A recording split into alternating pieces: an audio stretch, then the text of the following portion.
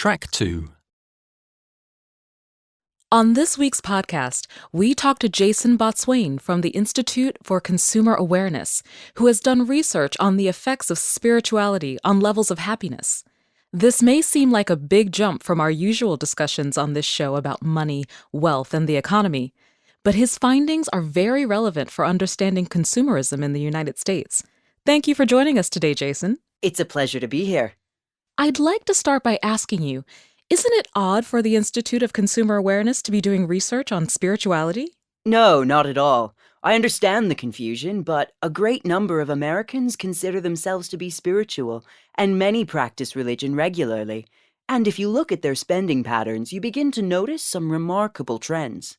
Can you tell us how you looked at their spending patterns? Yes, we surveyed 300 people across the economic spectrum who claim to be spiritual, and we surveyed 300 self-acclaimed atheists, and the spending patterns were somewhat different.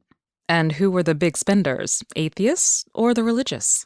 Well, atheists and spiritual people do not spend more or less than the other, but it's what they spend their money on and how it translates into happiness that was interesting. Can you explain?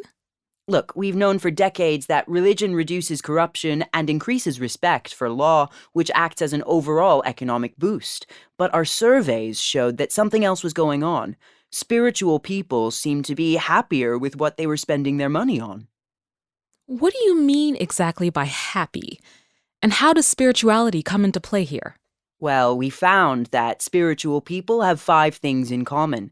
They are gracious and compassionate, they flourish and self-actualize, and they take time to savor life experiences.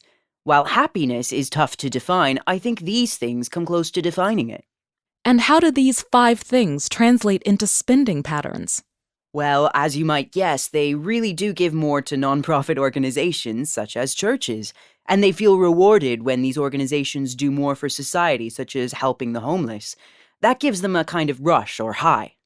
And besides donating to good causes, what else do they spend their money on, which adds to their happiness?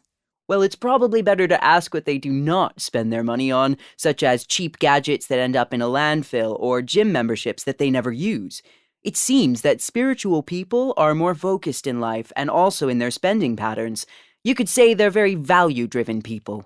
In other words, they don't buy things they don't need? Well, less so than non-spiritual people, but we're all human and we all make useless purchases that make us feel guilty in the end.